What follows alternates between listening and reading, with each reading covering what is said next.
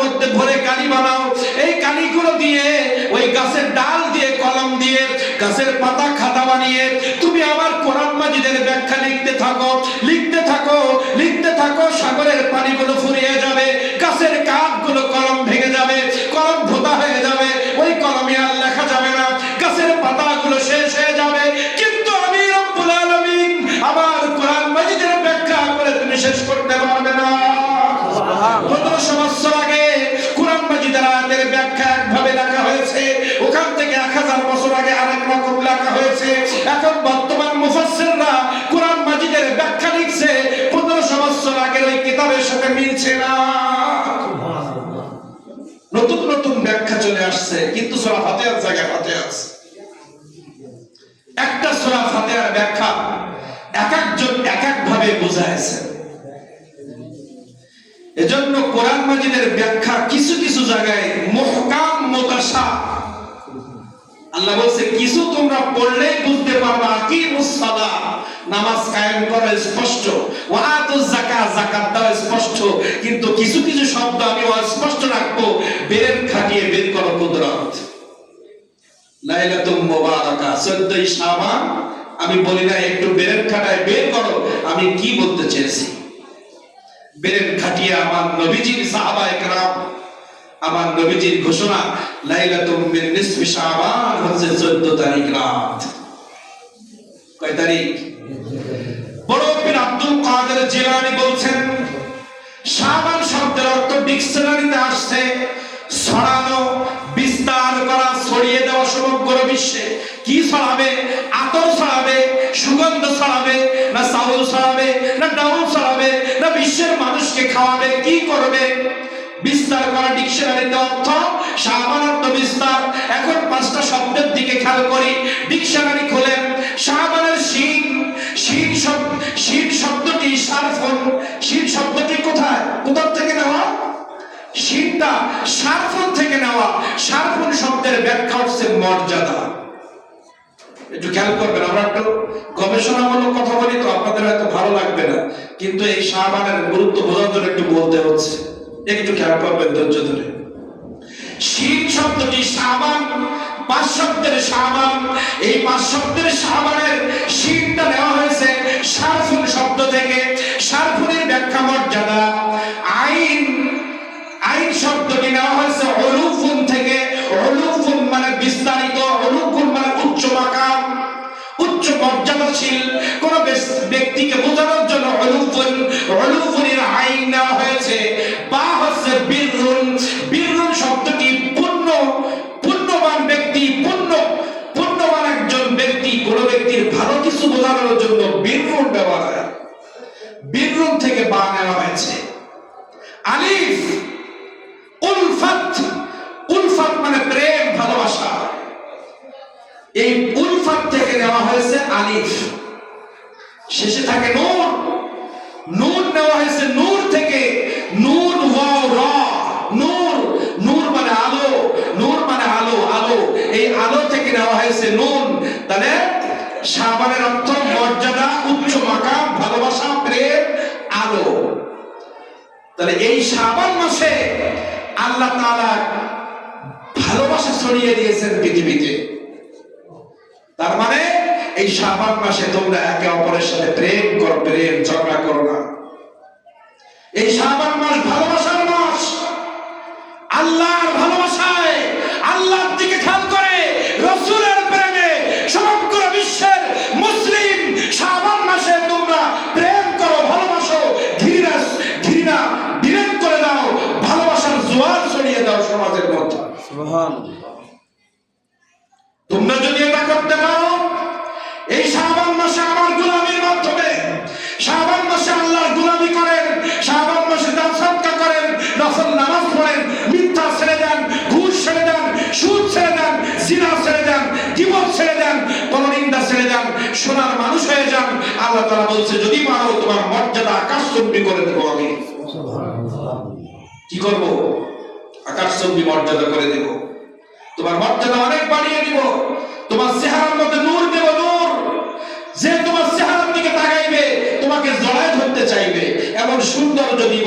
চেহারা কালো হোক সাদা হোক এটা বিষয় নয়, তুমি ভালো মানুষ হও, তোমার চেহারার মধ্যে এমন প্রেম দিব যে দেখবে সে তোমার কপালে চুমা দিতে চাইবে, যে দেখবে তোমার সাথে কোলাকুলি করতে চাইবে, যে দেখবে তোমার সাথে মুসাফা করতে চাইবে। চেহারাটা সুন্দর করে দিব, শাবান মাসটাকে গ্রহণ করো। এটা হচ্ছে শীত আইন শাবানের শাব্দিক অর্থ। আসেন এই 14 শাবানের কিছু কথা আমি হাদিসে মোবারকা থেকে বলার চেষ্টা করব এবং কিছু মহাব্বতের কথা বলে আলোচনা শেষ করব। কিসের কথা? মহাব্বতের কথা, প্রেমের কথা। আল্লাহর সাথে বান্দার প্রেম হলে কি হবে, আর প্রেম থেকে দূরে থাকলে আমাদের অবস্থা কেমন হবে, এর উপরে কিছু আলোচনা হবে।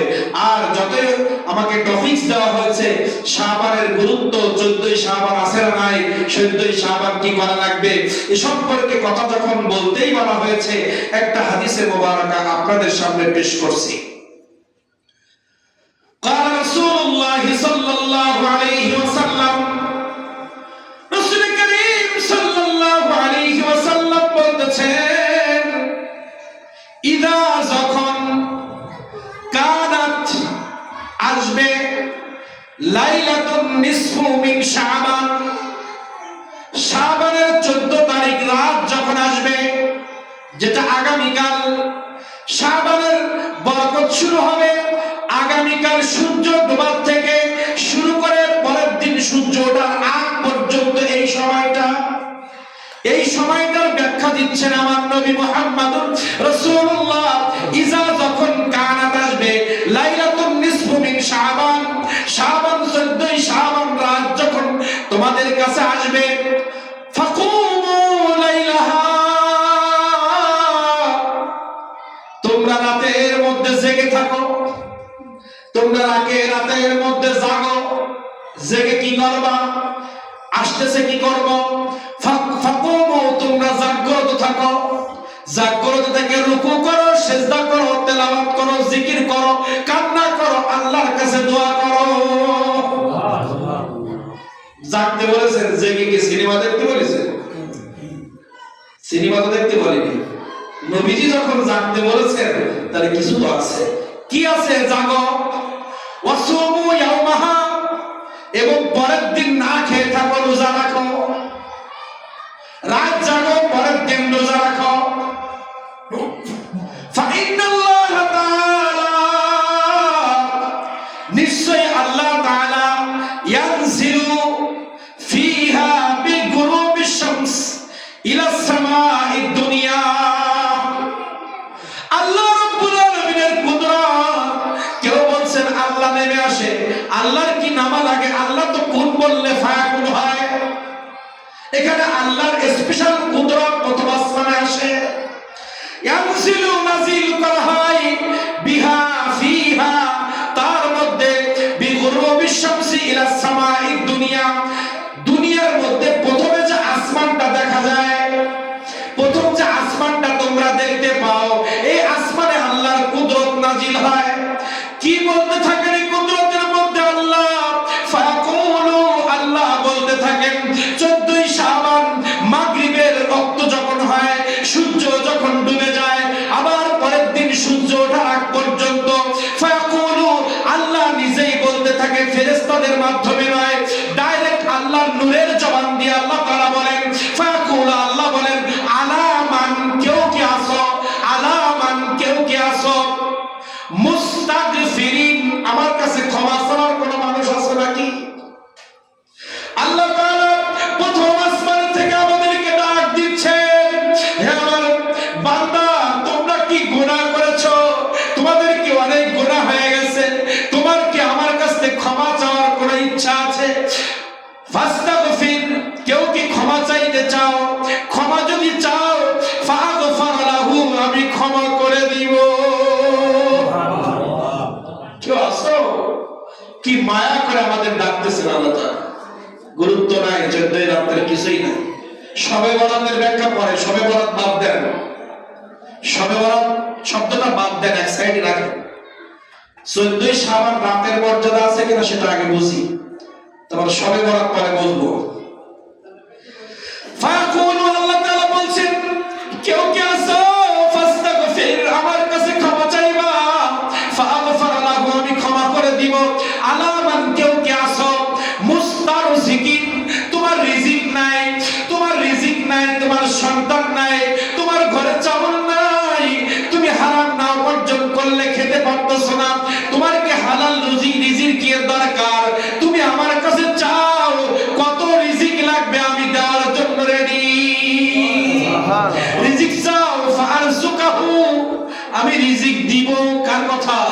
আল্লাহর কথা আমি দিব, চাও আমার কাছে।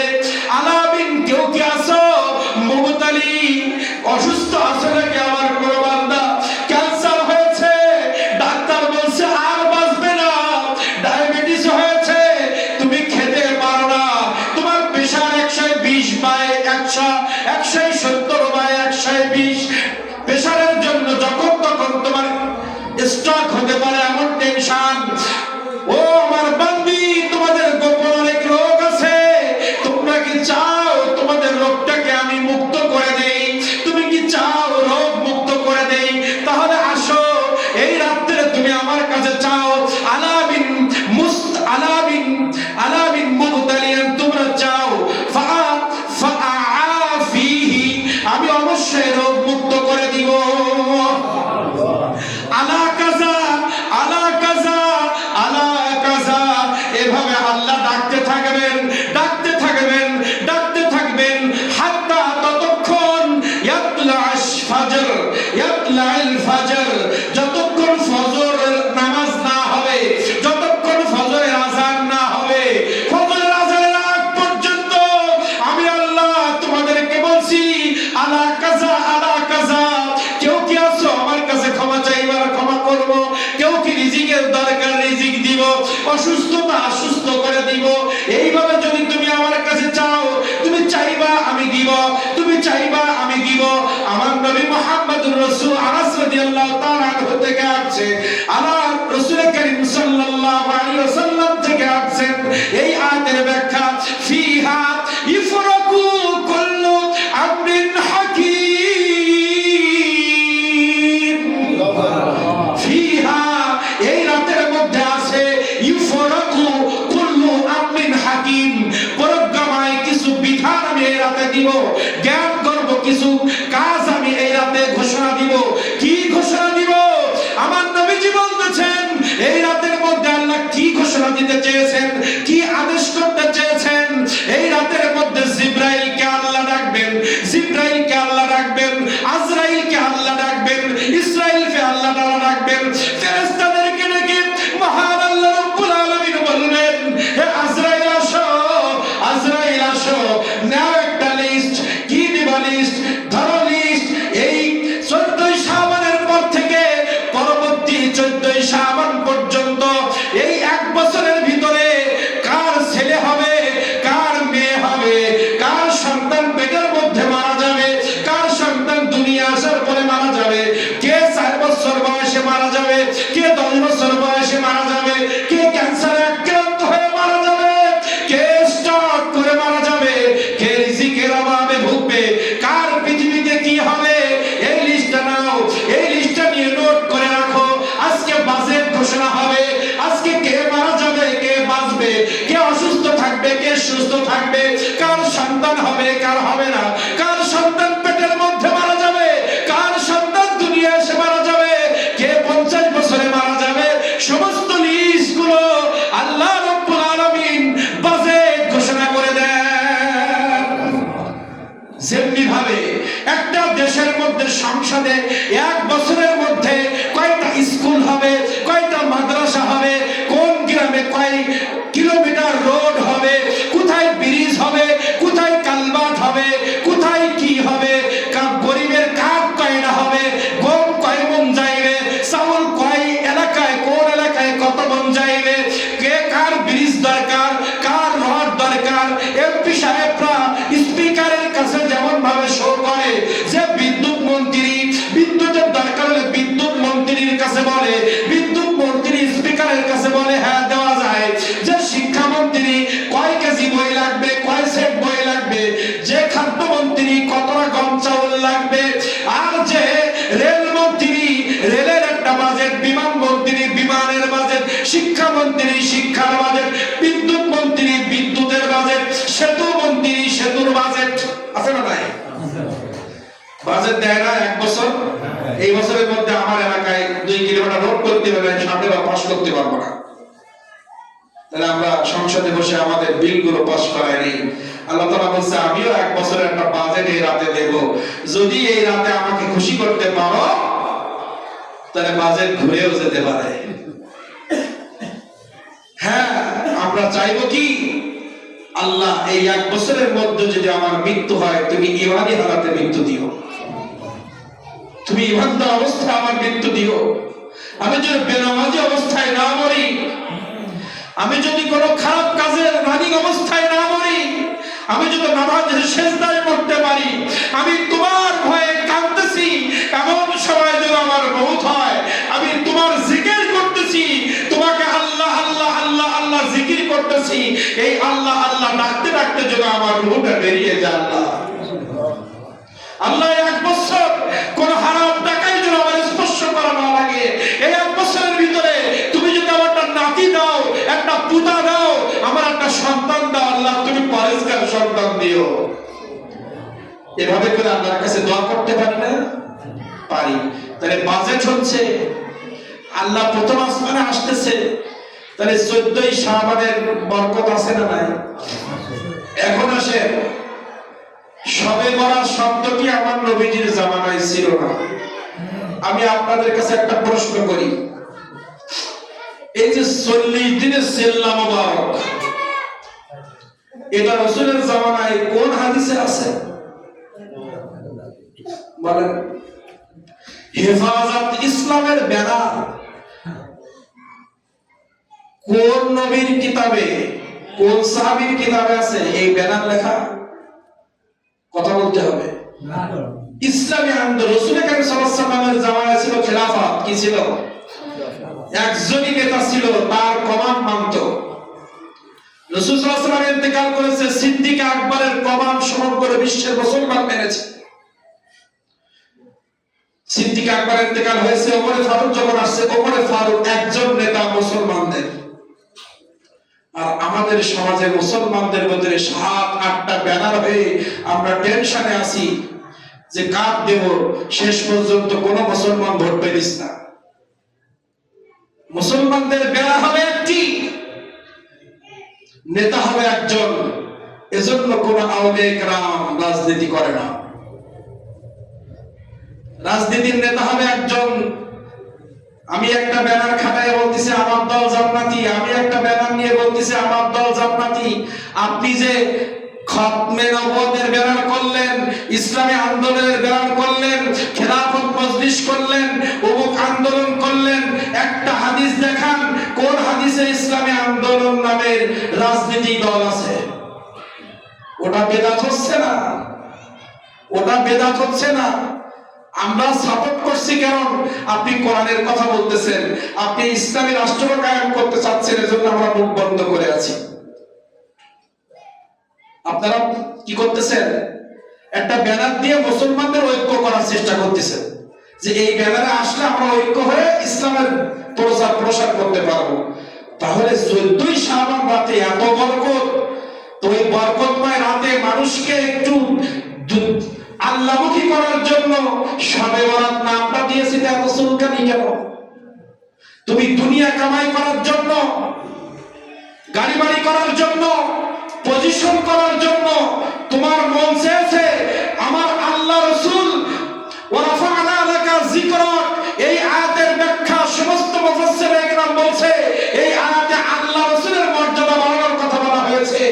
আর তুমি বর্তমান জামানার মুফাসসির হয়ে তুমি কিতাব লিখেছো ওয়ারাফা'না লাকা যিকরাক, মানে রাসূল না, সাধারণ মানুষের কথা বলা হয়েছে।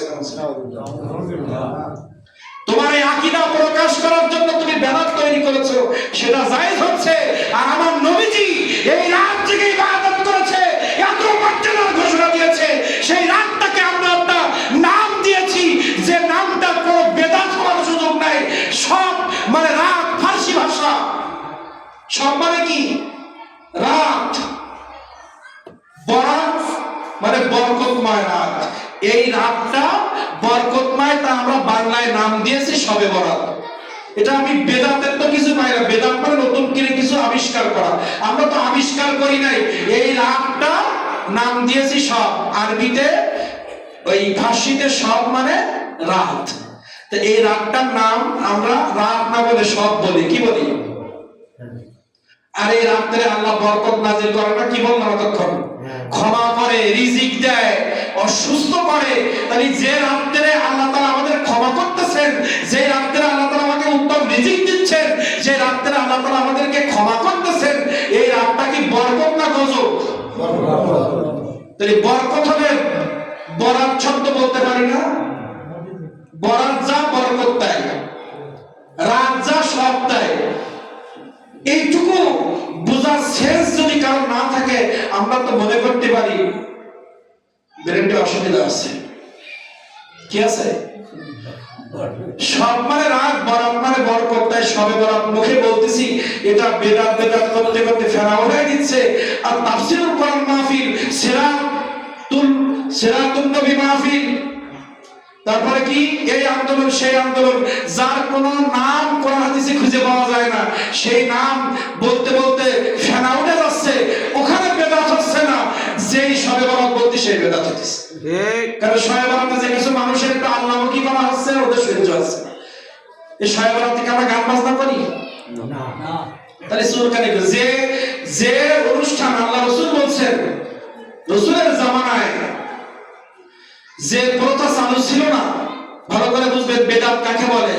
রাসূলের 63 বছর জীবনে 23 বছর কোরআন মাজিদ নাজিল হয়েছে। এই 23 বছর জীবনে আমার নবীজি যে পদ্ধতিতে ইবাদত করে নাই, ওই পদ্ধতিতে করা হচ্ছে বেদাত। এখন বেদাতের মধ্যে দুইটা দিক আছে। বেদাত করার মাধ্যমে মানুষ যদি আল্লাহমুখী হয়, এটা জায়েজ। বেদাতটা খারাপ না, বেদাত শব্দটা নতুন আবিষ্কার। নতুন আবিষ্কারকে বলে বেদাত। রাসূলের জামানায় ফ্যান ছিল না, টাইলস ছিল না, এরকম সুন্দর ইটের ব্যবস্থা ছিল না। মানুষকে একটু সুন্দর পরিবেশে নামাজটা পড়ানোর জন্য টাইলস দেওয়া হয়েছে, এটা বেদাতে হাসানা। সব বেদাত খারাপ না। কোনটা খারাপ? রাসূলের জামানায় গান বাজনার জন্য বক্স ছিল না, ইকো ছিল না, গানের জন্য সুন্দর যে সরঞ্জাম এগুলো ছিল না। আর ওই গানের বাজনার জন্য যে সরঞ্জাম আবিষ্কার হয়েছে, এর মাধ্যমে মানুষ খোদার থেকে শয়তানের দিকে চলে যাচ্ছে, ওটাই বেদাত, ওটাই হারাম। আর যে কাজের মধ্যে একটা সূত্র আজকে জেনে যান, কে কি বললো ওদিকে দরকার না। আমরা এই রাতে আমরা কি শয়তানকে খুশি করতেছি না আল্লাহকে করতেছি? তাহলে যেখানে আল্লাহকে ডাকতেছি, রাসূলের দুরূদ পড়তেছি, এটা বেদাত হয় কি করে? আপনারা বলেন একটু একজন। বেদাত তো সেটাই যেটাকে আল্লাহ থেকে মানুষকে দূরে সরানো হয়। দুনিয়ায় এত অন্যায় হচ্ছে, সেখানে কথা বলছে না। যেখানে একটু আল্লাহকে মানুষ ডাকছে, সেখানে সুলকানি। খবর হবে মৃত্যুর পরে, দুনিয়া এদের কেউ কিছু করতে পারবে না, শয়তানের ধরে পারে। মৃত্যুর পরে বুঝবে আপনি করেন না, কিন্তু আপনি যদি বাধা দেন, কাকে বাধা দিলেন? আল্লাহকে ডাকা মানুষগুলোর বিরুদ্ধে কথা বলেছেন, আপনার ঈমানই থাকবে না। মানুষগুলো এক জায়গায় বসে আপনারা ডাকতে চোখের পানি ফেলতেছে, এটা খারাপ হয়ে গেছে। আর তুমি তোমার স্বার্থ হাসিল করার জন্য নতুন নতুন নাম দিয়ে মানুষকে ডাকছো। আসো আমার দলে, জান্নাতের উপযুক্ত, জান্নাতের সার্টিফিকেট আমরা সারা জীবন জানি 10 জনকে আল্লাহ তাআলা আর ঘোষণা রাসূল দিয়ে গেছে। এখন দেখতেছি অমুক বইতে আমার সাথে এসে জান্নাতে যাবো, অমুক বইতে জান্নাতের ঠেলাঠেলিতে মানুষ একটা জান্নাতে চলে যাচ্ছে। ঠিক, সব গ্যারান্টি দিচ্ছে, আসো আমার দলে, জান্নাত এখানে আছে। ঠিক না? আল্লাহ তাআলা আমাদেরকে এই সমস্ত বাতিলদের থেকে, বাতিল আকীদা থেকে আল্লাহ তাআলা আমাদেরকে হেফাজত করুন। আমিন। আসেন, এখন শবে বরাতে আর কিছু লাগবে না, একটু কিছু কান্নাকাটি করব। শবে বরাত সম্পর্কে আর লাগবে দলিল আর দেব? হ্যাঁ, আসেন। মহান আল্লাহ রাব্বুল আলামিন আমাদেরকে কি বললেন একটু খেয়াল করেন। একটু আল্লাহ প্রেমে রস করে আজকে মহান আল্লাহ রাব্বুল আলামিন বলতেছেন, আল্লাহু ওয়ালিয়ুল্লাযীনা আমানু ইখরিজুহুম মিনাজ-যুলুমাতি ইলান-নূর। এই বিষয়ে আমি কয়েকটা কথা বলে আলোচনা শেষ করব।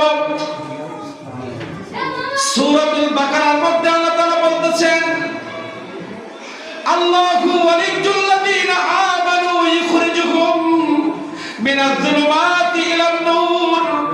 হে পৃথিবীর মানুষ, তোমাদের জন্য ইস্তাহি এবং 100% নির্ভেজাল, যেখানে সামান্যতম ভেজাল নাই, 100% নির্ভেজাল তোমাদের বন্ধু আমি আল্লাহ ছাড়া কেউ নাই। নির্বিচার দুনিয়ার তুমি যাকে বন্ধু বানাও, সাথে ঘা পড়লে তোমার গর্দানে তরোয়ার ওঠায়। দুনিয়ার মধ্যে তুমি যাকে বন্ধু বলে বলে 50 বছর তোমার জীবনের একটা অংশ কাটিয়ে দিলে, দুনিয়ার মধ্যে যাকে বন্ধু বানিয়ে তোমার জীবনে 2টা বছর সময় অতিবাহিত করলে, 2 বছর পরে বন্ধুত্বের রেজাল্ট আসতেছে, বন্ধু তোমাকে 12 পিস করে বস্তায় করে নদীর ধারে ফেলে দিল। কোথায় ফেলে দিল? নদীর ধারে ফেলে দিল। যাকে বন্ধু বানিয়ে 10 বছর সংসার করলাম, সামান্য একটু কারণে আমার প্রেমের বন্ধুটা আরেকজনের হাত ধরে পালিয়ে গেল। যে সন্তানকে আমি আপন মনে করে 25 বছর তার পিছনে বিনিয়োগ করলাম, ছোটবেলা থেকে যাকে আমি বৃদ্ধ বয়সে আমার হাতটা ধরবে, বৃদ্ধ বয়সে বাজারের থলিটা ধরবে, বৃদ্ধ বয়সে আমার পোশাক পায়খানা পরিষ্কার করে দিবে, এই ভালোবাসা বৃদ্ধ বয়সে একটু প্রেম পাবো, ভালোবাসা পাবো, এই আশায় 25টা বছর আমি প্রেমে পড়ে যে সন্তানের জন্য বিনিয়োগ করলাম, 25-30 বছর পরে বিসিএস ক্যাডার হয়ে সন্তান আমার ঢাকার বুকে ফেলাতে থাকে। সারাদিন পরে একবার আমাকে খোঁজ নেওয়ার সময় পায় না ছেলে আমার এসপি। দিন শেষে 25 বছর প্রেমের পরে রেজাল্ট আসলো, বাবা তোমার বৌমা তোমাকে ঘরে তুলতে দিবে না, বৃদ্ধাশ্রমে যাও, যত টাকা লাগে আমি দিব, আর যদি গ্রামে থাকা একটা কাজের লোক দিব, সে তোমাকে রান্না করে দিবে। এই দুনিয়ার প্রেমের নমুনা। যে বন্ধুর জন্য যৌবনের 2-5 বছর আমি তার পিছনে কাটিয়ে দিলাম, সামান্য একটা টাকা নিয়ে, নারী নিয়ে বা স্বার্থের কারণে একটু মনোমালিন্য হয়েছে, যে বন্ধুর জন্য আমি বাবাকে গালি দিয়েছি, যে বন্ধুর জন্য মাকে চিকিৎসা না দিয়ে বন্ধুর পিছনে ঘুরেছি, 5 বছর পরে সেই বন্ধু আমাকে রাতের অন্ধকারে বিস্তার মাথায় চুপিয়ে গুলি করে মেরে দিল। ওয়াল হায়াতুদ দুনিয়া ইল্লা মাতাউল গুরুর, এই শব্দ আল্লাহ তাআলা এমনি বলে নাই। হে পৃথিবীর মানুষ, দুনিয়া তোমাকে নিয়ে খেলা করতে চায়, আর আমি আল্লাহ তোমাকে নিয়ে ভালোবাসতে চাই। আল্লাহু ওয়ালিয়্যুল্লাযীনা আমানু ইখরিজুহুম মিনাজ যুলুমাতি ইলান নূর ওয়াল্লাযীনা কাফারু আউলিয়াউহুমুত তাগুত ইখরিজুনাহুম মিনান নূরি ইলাজ যুলুমাত। সুবহানাল্লাহ। দুনিয়ার খেল তামাশা, শয়তানি ওয়াসওয়াসা তোমাকে আলো থেকে অন্ধকারের দিকে টানতে চায়। ওয়াল্লাযীনা কাফারু আউলিয়াউহুমুত তাগুত, তাগুত মানে শয়তান, যারা আমি আল্লাহ আমার থেকে মুখ ফিরে দুনিয়াদারি করতেছে, এই মানুষগুলো তোমার সাথে বন্ধুত্ব করতে চায় আলো থেকে অন্ধকারে নেওয়ার জন্য। আলো হচ্ছে জান্নাত, অন্ধকার হচ্ছে জাহান্নাম। তারা শুধু জান্নাত থেকে তোমাদেরকে জাহান্নামের দিকে ডাকতেছে। আর আল্লাহু ওয়ালিয়্যুল্লাযীনা আমানু ইখরিজুহুম মিনাজ যুলুমাতি ইলান নূর, আমি তোমার এমন একজন বন্ধু, আমি তোমাকে অন্ধকার থেকে আলোর দিকে নেওয়ার জন্য ডাকতেছি। আমার কাজ হচ্ছে, আমাকে যদি তুমি বন্ধু বানাইতে পারো, তাহলে আমি তোমার অন্ধকার থেকে আলো প্রবেশ করাবো। তার মানে তুমি এখন জাহান্নামের রাস্তায় আছো। আমাকে যদি বন্ধু বানাইতে পারো, আমি তোমাকে জাহান্নাম থেকে জান্নাতের মধ্যে ঢুকায় দিব। আর তুমি আমাকে বাদ দিয়ে দুনিয়ার তাগুত, যারা আমাকে মানে না, আমার নবীকে মানে না, যারা নামাজ রোজা নাই, এই মানুষদেরকে তুমি যদি বন্ধু বানাও, দিন শেষে তোমরা তোমাদেরকে আলো থেকে অন্ধকার নামিয়ে চলে যাবে। এজন্য আল্লাহ অন্য জায়গায় বললেন, ওয়ামাল হায়াতুদ দুনিয়া ইল্লা মাতাউল গুরুর। দুনিয়া শুধু খেল তামাশার জায়গা। আল্লাহ বলছেন, দেখো স্টেডিয়াম বানিয়ে আমার কত দুশ্মনী তারা করতেছে, সিনেমা বানিয়ে দুশ্মনী করতেছে, আর আমি আমার নবীর মাধ্যমে আলো ছড়িয়ে দিয়েছি, লক্ষ লক্ষ মসজিদ বানিয়ে দিয়েছি। আমাকে প্রেম করলে তুমি মসজিদ বানাবা, মসজিদে আসবা। আমার সাথে প্রেম করলে তোমাকে জান্নাত পর্যন্ত পৌঁছানোর দায়িত্ব আমার। আর শয়তানকে যদি বন্ধু বানাও, তোমাকে জাহান্নামে নেওয়ার জন্য সব কাজ সে করবে। এখন আসেন, আল্লাহ এই কথা কেন বলেন? আল্লাহ যদি আমার বন্ধু হয় তাহলে রেজাল্ট কি? এখন আপনি হয়তো বলতে পারেন আমরা এটা মানি না, দুনিয়া দরকার। এখন আসেন, আল্লাহকে বন্ধু বানালে দুনিয়াবি কি লাভ আর পরকালে কি লাভ? আর শয়তানকে বন্ধু বানালে দুনিয়ায় কি আর পরকালে কি? একটু ব্যাখ্যা করি। আল কোরআনের পরিচয় আজকে 10 ছাত্রদের পড়াচ্ছিলাম।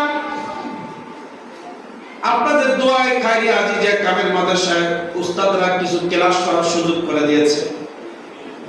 গতকাল এবং আজকে ওদের পড়াচ্ছিলাম কোরআন মাজিদের পরিচয়। কোরআন মাজিদের পরিচয় আমার নবীজি তুলে ধরেছেন। কোরআন হচ্ছে এমন একটি কিতাব যেটা মানুষকে ইহলৌকিক দুনিয়াবি কল্যাণ, পরলৌকিক নাজাত দেওয়ার জন্য নাজিল হয়েছে।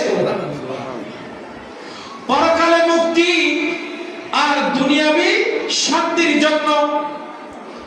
এখন আসেন, আল্লাহর সাথে যখন বন্ধুত্ব হবে আল্লাহ বলে কোরআন পড়ো, আল্লাহর সাথে বন্ধুত্ব হলে আল্লাহ বলে নামাজ পড়ো, আল্লাহর সাথে বন্ধুত্ব হলে বলবে বান্দি তুমি পর্দা করো, আল্লাহর সাথে বন্ধুত্ব হলে বলবে তুমি বিয়ে করো তো স্বামীর খেদমত করো, আল্লাহর সাথে বন্ধুত্ব হলে সন্তান তোমার বাবাকে শ্রদ্ধা করো, আল্লাহর সাথে বন্ধুত্ব হলে এ যুবক মুরব্বীদের সাথে ভালো ব্যবহার করো, আল্লাহর সাথে বন্ধুত্ব হলে হে যুবক তুমি সিনেমায় যেও না, মসজিদে আসো, আল্লাহর সাথে বন্ধুত্ব হলে তোমাকে নামাজি বানায় দিবে আল্লাহ, আল্লাহর সাথে বন্ধুত্ব হলে তোমাকে পর্দা করে দিবে আল্লাহ।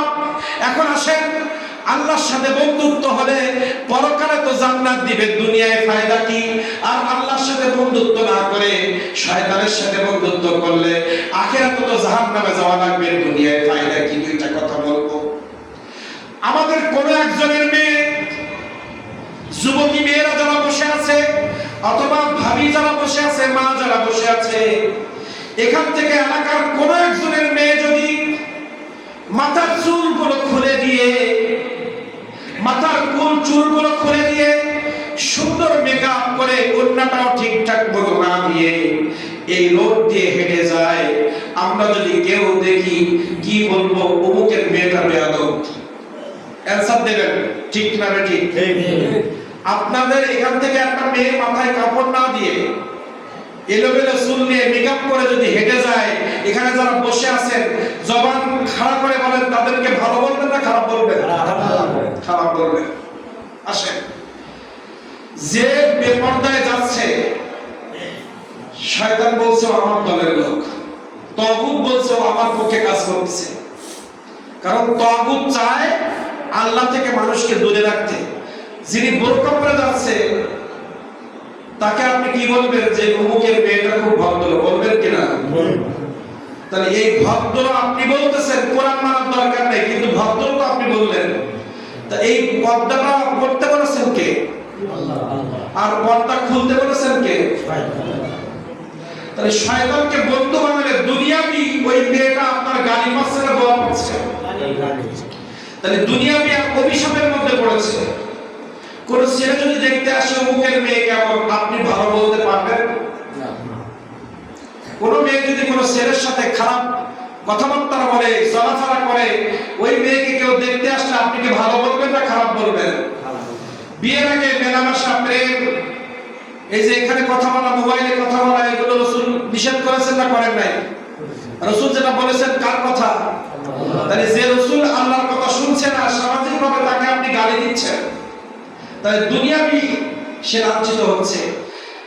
একজন সমাজের সুদ খায়, তার সাথে আপনি সালাম বিনিময় করেন ঠিকই, কিন্তু তার থেকে বেরিয়ে এসে আরেকজনের সাথে যখন তার পরিচয় দেন, আপনি কি তাকে ভালো মানুষ বলেন না সুদখোর বলেন? খুব সাবধানে কথা বলবেন। একটা মানুষ যে সুদ খায়, সুদকে হারাম করেছেন কে? সুদ প্রচলন করেছে আবু জেহেল, উতবা, সাইবা। কাফেররা সুদের প্রচলন করেছে। তাহলে সুদখোরকে আপনি মনে মনে ঘৃণা করতেছেন। যে সুদনাকে হালাল রুজি উপার্জন করছে তাকে আপনি কি বলতেছেন? ভালো বলতেছেন। তাহলে এক আল্লাহই বলতেছে, আল্লাহর যে কাজগুলো নিষেধ করেছে এই কাজগুলো যারা করে, আপনি এখন আপনার কাছে প্রত্যেকটা পার্ট টু পার্ট আমি শুনি, আপনি বলবেন হ্যাঁ এটা খারাপ, কিন্তু সবটাই দেখবেন আল্লাহর কথা। আর যে কাজগুলো দেখলে আপনি গালি দিবেন, যে কাজগুলোকে আপনি আমি ঘৃণা করি, দেখবেন সব কিছু শয়তানের আবিষ্কার। সিনেমা থেকে শুরু করে, খেলা থেকে শুরু করে, সুদ থেকে শুরু করে, ঘুষ থেকে শুরু করে, জিনা থেকে শুরু করে, বেপরতা থেকে শুরু করে, আত্মীয়তার সম্পর্ক ছিন্ন থেকে শুরু করে, কলেমাবিহীন সংসার থেকে শুরু করে, তালাক দেওয়া, স্ত্রীকে অন্যের সাথে বিবাহ না দিয়ে তার সাথে আবার সংসার করা, সব শয়তানের আবিষ্কার। আর আল্লাহর আবিষ্কার কি? পর্দা করো, নামাজ পড়ো। তাহলে আল্লাহ বললেন আমাকে বন্ধু বানাইলে ইহকালীন কল্যাণ আর পরকালীন নাজাত আছে।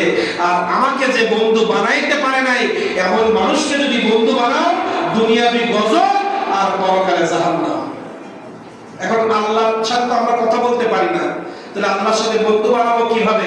একটা আয়াত পড়ে শেষ করছি। করবো হুজুর? হ্যাঁ। আল্লাহর সাথে এখন তো আপনারা প্রশ্ন করবেন, আল্লাহকে তো দেখা যায় না, তাহলে যারা দেখি না তার সাথে বন্ধুত্ব করি কেন নাই? প্রশ্ন আসতে পারে।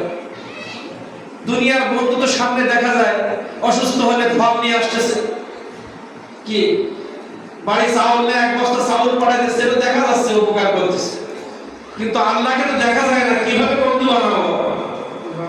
আল্লাহ তাআলা বললেন, হে পৃথিবীর মানুষ, তুমি একটু মাথা বালিশে দিয়ে চিন্তা করে দেখো, পৃথিবীর জমিনে আমি ছাড়া তোমার কোনো বন্ধু নেই। হাজার হাজার ফেরেশতা প্রতিদিন পৃথিবীর জমিনে কাছে ঘুরে বেড়ায়। তুমি যখন ঘুমিয়ে থাকো, কোনো সাপ নমরুদের মতো নাক দিয়ে মশা ঢুকে মস্তিষ্কে কামড় দিয়ে যেন মারতে না পারে, নাকের কাছে একজন ফেরেশতা তোমার পাহারা দিচ্ছে। তোমার কোনো বন্ধু খুব নষ্ট করে তোমার পাহারা দিয়ে গেলাম। তোমার সাথে একজনের শত্রুতা, তুমি বলতেছো বন্ধু আমাকে অস্ত্র নিয়ে বাড়িতে আসছে মারার জন্য, ওই বন্ধু এসে তোমাকে বাঁচাইবে না। কিন্তু আল্লাহ তাআলা বলেছে আমাকে যদি বন্ধু বানাও, ওই অস্ত্র নিয়ে সে তোমাকে খুঁজে পাবে না। আমার নবী আমাকে বন্ধু বানিয়েছিল বলে আবু জাহেল বাসায় না, মক্কার কাবার সামনে আমার নবীজি সূরা ইয়াসিন শরীফ তেলাওয়াত করতেছেন। কাফের বেঈমানরা চতুর্দিক থেকে আমার নবীকে ঘিরে ফেলেছে, আজকে এখানে হত্যা করে দিব, যাতে কোরআনের প্রচার না করতে পারে মুসলমান। কারণ প্রতি বছর হজের সময় এত বেশি তেলাওয়াত হতো মক্কার জমিনে, প্রতি বছর হাজার হাজার মানুষ মুসলমান হতো। এই দৃশ্য থেকে আবু জাহেল বলল একটাই কাজ, মক্কার জমিনে কোরআন মাজিদ তেলাওয়াত নিষিদ্ধ ঘোষণা করতে হবে। কিন্তু যখন নিষিদ্ধ করার জন্য আমার নবীকে আক্রমণ করার জন্য চতুর্দিক থেকে ঘিরে ফেললো, আমার রাসূল জিবরাইলকে বলল যাও, আমার রাসূলের পাশে বালু মুবারক আছে, ওই ধুলা নিয়ে সূরা ইয়াসিনের মুবিন পর্যন্ত পড়ে একটু ছড়িয়ে দিতে বলো। আমার নবীজি পড়লেন, পড়ার পরে ছড়িয়ে দিলেন, সবাই অন্ধ হয়ে গেল। আল্লাহকে বন্ধু বানালে শত্রু রাস্তায় আপনাকে দেখতে পাবে না। পৃথিবীর বন্ধু বিপদের সময় সাইড কাটবে, ক্যান্সার হয়েছে টাকা দেওয়ার লোক পাওয়া যাবে না, কিন্তু আল্লাহকে যদি বন্ধু বানান আপনার হায়াত থাকলে সুস্থ করে দিবেন কে? আল্লাহ বলেন আমি স্থায়ী বন্ধু। এখন আমি তো তোমাকে বন্ধু বানানোর জন্য আসমান থেকে বারবার তোমাকে ডাকতেছি, কিন্তু তুমি তো রেসপন্স করছো না, তুমি তো আগ্রহ প্রকাশ করতেছো না। আমি তোমাকে বন্ধু বানানোর জন্য বারবার তোমাকে ডাকতেছি। এখন যদি তুমি আমার সাথে বন্ধুত্ব করতে চাও, আমার একটা ঘোষণা শোনো। আমার সাথে তুমি যেমন এমপি সাহেবের সাথে খাতির জমাতে গেলে এমপি পিওনের সাথে তোমার সম্পর্ক আগে করতে হবে, তারপরে এমপির সাথে পিরিত হবে। আপনি যদি কোন মাদ্রাসার প্রিন্সিপালের সাথে আপনার কোন কাজ থাকে, আগে ভাইস প্রিন্সিপালের ধরতে হবে। এমপির সাথে কাজ থাকলে চেয়ারম্যানকে আগে ধরতে হবে, ডাইরেক্ট এমপির সাথে বন্ধুত্ব চলে না।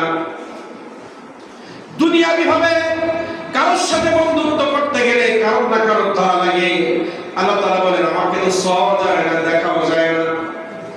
আমি একটা ঘোষণা দিয়ে দিলাম, কুল ইন কুনতুম তুহিব্বুনাল্লাহ ফাত্তাবিউনি ইউহিব্বুকুমুল্লাহ। সুবহানাল্লাহ। আল্লাহ তাআলা বলেন, কুল হে নবী আপনি প্রচার করেন, ইন যদি কুনতুম পৃথিবীর মানুষ তুহিব্বুনাল্লাহ আমার সাথে প্রেম করতে চায়, আমি তো তাদের সাথে প্রেম করার জন্য প্রস্তুত। আপনি আমার পক্ষ থেকে পৃথিবীবাসীকে জানিয়ে দিন, আমি আল্লাহ তাদের সাথে প্রেম করতে চাই, বন্ধুত্ব করতে চাই। তারা যদি আমার বন্ধুত্ব তারা যদি আমার সাথে স্বীকৃতি দেয়, বন্ধুত্ব যদি আমার সাথে করতে চায়, হে নবী আপনি বলে দিন ফাত্তাবিউনি, আপনার অনুসরণ করলে আমার সাথে অটোমেটিক প্রেম হয়ে যাবে। সুবহানাল্লাহ। তারা যদি শুধু আপনাকে মেনে নেয়, তাহলে আমার সাথে অটোমেটিক প্রেম হয়ে যাবে। আর আমার সাথে প্রেম হওয়ার রেজাল্ট কি সেটাও বলে দেন। আমার সাথে কোনো বান্দার যখন ভালোবাসা তৈরি হয়ে যাবে, তার একটাই রেজাল্ট, ওয়ায়াগফির লাকুম যুনুবাকুম, জীবনে যত প্রকার গুনাহ আছে, হতে পারে জিনার গুনাহ, হতে পারে সুদের গুনাহ, হতে পারে ঘুষের গুনাহ, হতে পারে বেপরদার গুনাহ, হতে পারে যত প্রকার গীবতের গুনাহ, আপনার কাছে এসে একবার তওবা করে নিবে, আমি আল্লাহ তাকে জীবনের সব গুনাহ maaf করে শিশুর মতো বানিয়ে দিব। সুবহানাল্লাহ। এই আল্লাহর সাথে বন্ধুত্বের রেজাল্ট। যদি বন্ধুত্ব আমরা আল্লাহর সাথে করব, এই দুনিয়ায় ঘুরে ফিরে দেখেন শেষ পর্যন্ত যারা করোনার সময় ডাক্তার কবিরা সব যখন ফেল হলো, মুসলমানদেরকে বলতে লাগলো, হুজুর একটু দোয়া করেন করোনা যেন চলে যায়। মসজিদ ভরে যায়, চায়নায় মসজিদে যেতে বলতেছে, রাস্তায় দাঁড়িয়ে গডকে ডাকতেছে। আল্লাহ তাআলা বলেন, বান্দা বন্ধুত্ব করবা না, একটা ঘোষণা শোনো, আল্লাহুল গনি ওয়া আনতুমুল ফুকারা, পৃথিবীর জমিনে আমার মতো ধনী কেউ নাই, তোমরা সব ফকির। ভাব মারো ভাব। এই শয়বান তারাতে যারা অহংকারী ভাব, এদের কোনো ইবাদত কবুল হবে না। আচ্ছা সেটা কাকে হুজুর আপনি বলি দিয়ে আজকে আর বলবো না, কারণ এখন একটা ভালো পরিবেশ আছে, অনেকের মন খারাপ হয়ে যাচ্ছে, ওদিকে যাব না। আল্লাহ তাআলা বলতেছেন যে আমার সাথে প্রেম করতে গেলে আমার লাইফ তো ভুলে গেছে। কোন টপিক বলছিলাম হুজুর? করোনা। বলতেছে বান্দা তুমি যে এমন ভাব করো দুনিয়ায়, মানে তুমি এমপি হইছো বলে তুমি আর মানুষকে মানুষ মনে করো না, তুমি চেয়ারম্যান হয়েছো মানুষকে মানুষ মনে করো না, তুমি ইমাম হয়েছো তুমি আর মানুষকে মানুষ মনে করো না, তুমি মসজিদের সভাপতি হয়েছো আর মানুষকে মানুষ মনে করো না। এ বান্দা তুমি আমার দিকে তাকাও, দিন শেষে আমার কাছে হাত তুলতে হয়। ঠিক। অনেক টাকা বলে তুমি কালকে মাহফিলে এই কথাগুলো বলছিলাম যে সারা জীবন ডাকাতি করেছে আমার চোখের সামনে, নাম বলছি না, ডাকাতি করতে করতে মানুষের হয়রানি করেছে, এখন লাঠি ভর দিয়ে মানুষের বাড়ি বাড়ি ভিক্ষা করে। একসময় লক্ষ লক্ষ টাকা ছিল তার, এমন লোক দিয়েছে ভিটি বাড়ি বিক্রি করা শেষ, এখন ঔষধ কেনার জন্য এই পাগলের কাছে আসছে, যে পাগলের মাল একসময় চুরি করেছে। কিন্তু ভালোবাসা দিয়ে জড়িয়ে ধরে 200 টাকা দিলাম, কারণ আল্লাহর কাছে আমরা সবাই ফকির, আমার আছে তাই কি। আল্লাহ বলছে বান্দা তোমাকে কিছুদিন দিয়েছি, বাড়াবাড়ি করবা, এমন লোক দেব সব বিক্রি করে থালা ধরিয়ে দিব, দিন শেষে তোমার রেজাল্ট কি তুমি ফকির। হ্যাঁ, যদিও আমি ধনাঢ্য অবস্থায় থাকি, মৃত্যু যখন আমার হবে সব সম্পদ আমাকে পর করে সোজা শোয়াই দিয়ে যাবে, তখন তো আমি ফকির। আমার স্ত্রী বলবে ভয় করতেছে, সন্তান বলবে ভয় করতেছে, এলাকার মানুষ বলবে বন্ধু ছড়াচ্ছে, তাড়াতাড়ি বের কর। যদি আমাকে সম্পদ বিক্রি নাও করা লাগে, 50 বিঘা জমির আলিক থেকেও যদি আমি মারা যাই, দিন শেষে আমি ফকির। কেন এত ভাব আমাদের? আমি কোটিপতি হলেও আমি ফকির হারাতে থাকবো। আল্লাহ বলেছে ধনী একজনই আল্লাহ, পৃথিবীতে আর সবাই ফকির। আজকে আমেরিকার দিকে তাকান, মুসলমানদের মারতে মারতে এমন অর্থ ব্যয় করলো, 1 ঘন্টায় 10 গরিব অর্থ ক্ষতি করে দিল। মুসলমান দামানি যাবে, কোটি কোটি টাকার বাড়ি শেষ, এখন উপস্থিত রাস্তায় রাস্তায় ঘুরতেছে, বাড়িও নেই গাড়িও নেই, সব পড়ে গেছে। বান্দা কেন খুব যে কলম দেখাইলে? বলিউডের আমি বড় একজন নায়ক, কোটি কোটি দর্শক, কোটি রাম সাহেব আপনি ইসরায়েলের টাকা দেন, ফিলিস্তিন ধ্বংস করেন, আল্লাহ তাআলা ওই শয়তানের বাড়ি আগে পড়াইছে, স্ত্রী বাচ্চা নিয়ে রাস্তায় নেমে গেছে। মুসলমান আল্লাহ তাআলা আমাদের সবাইকে তৌফিক দান করুন। আমরা আজকের থেকে নিয়ত করব, আমার জীবনের সবথেকে কাছের বন্ধু আমার আল্লাহ, 100% নির্ভেজাল বন্ধু আমার আল্লাহ। সেই আল্লাহর সাথে বন্ধুত্ব করার জন্য আমরা নবীর তরিকায় চলে আসি। আমরা কোনো গালিগালাজের মধ্যে যাব না। আমরা সবসময় চিন্তা করব, যারা বেদাত বলছে বলুক, এখানে ভালো কিছু যদি হয় আমি আছি, এখানে যদি আল্লাহকে ডাকলে এই মজলিসে আমি আছি। এত বেদাত করে আমরা ডিভাইডেড না হয়ে আমরা সবাই ঐক্যবদ্ধ হয়ে আল্লাহকে খুশি করি। আর রসুল এখন দুনিয়ায় নেই। আমার নবীজি বলছে আমা ওয়া রাসূলুল আম্বিয়া, হক্কানি ওলি হক্কানি আলেম হচ্ছে আমার উত্তরসূরি। তাদের কাছে গেলেও আল্লাহর সাথে বন্ধুত্ব হবে। তারা আল্লাহর সাথে বন্ধুত্ব করার পর তোমাকে দেখিয়ে দিবে। তাদের সাথে বন্ধুত্ব করো। যে নামাজ পড়ে না, রোজা রাখে না, মিথ্যা বলে, তাকে বন্ধু বানাইলে দুনিয়ায় লাঞ্ছিত হবে, পরকালে বঞ্চিত হবে। যে নামাজ পড়ে, রোজা রাখে, কোরআনের কথা বলে, রাসূলের কথা বলে, তার সাথে বন্ধুত্ব করলে দুনিয়া থেকে চলে যাওয়া মানুষ চোখের পানি ছেড়ে তোমাকে স্মরণ করবে, মৃত্যুর সঙ্গে সঙ্গে তুমি জান্নাতি হয়ে যাবে। এটাই রেজাল্ট। বুঝলেন? 1 মিনিট বলবো, 1 মিনিট। আমার নবী মুহাম্মদ রাসূলুল্লাহ জামানা থেকে আজ পর্যন্ত যারা সাহাবী হয়ে, তাবিঈন হয়ে, তাবে তাবিঈন হয়ে আমার রাসূলের পুরো সুন্নতের আমল করে যারা মাজারে বা কেউ কবরে ঘুমিয়ে আছে, এই মানুষগুলোকে পৃথিবীর মানুষ গালি দেয় না ভালোবাসা দেয়? ভালোবাসা দেয়। আর রাসূলের জামানা থেকে আজ বর্তমান পর্যন্ত যারা ফিরাউনের মতো, আবু জাহেলের মতো, উতবার মতো, সাইবার মতো অত্যাচার করেছে পৃথিবীর জমিনে, বাংলাদেশ সহ সারা বিশ্বে, বর্তমান পর্যন্ত আমার নবীজির জামানা থেকে বর্তমান আগে গেলাম না, আমার নবীজির জামানা থেকে বর্তমান পর্যন্ত যারা কোরআনের কথা বলেছে, যারা রাসূলের কথা বলেছে, যারা মিথ্যা বলে নাই, সুদ খায় নাই, ঘুষ খায় নাই, আল্লাহ আল্লাহ করে কবরে গেছে, এই মানুষগুলোকে মানুষ ভালোবেসে স্মরণ করে না ঘৃণার সাথে? আর আবু জাহেল, ফিরাউনের থেকে শুরু করে, আবু জাহেল, উতবা, সাইবা থেকে শুরু করে বর্তমান পর্যন্ত যারা পৃথিবীর জমিনে আবু লাহাবের ভূমিকা পালন করেছে, আবু জাহেলের ভূমিকা পালন করেছে, নমরুদের ভূমিকা পালন করেছে, এই পৃথিবীর মানুষ তাদেরকে গালি দিয়েছে, দিচ্ছে, কিয়ামত পর্যন্ত দিবে। তাহলে যারা আবু জাহেলের পাঠ করবে, উতবার পাঠ করবে, আবু লাহাবের মতো চরিত্র যাদের থাকবে, ওই মানুষদেরকে আমার জীবন যাবে, তারপর তাদের সাথে আমাদের কোনো সম্পর্ক থাকবে না। এটাই করলে আমি মানুষ হতে পারবো। আল্লাহ তাআলা আমাদের সবাইকে তৌফিক দান করুন। আমিন। ওয়া আখিরু দাওয়ানা আলহামদুলিল্লাহ।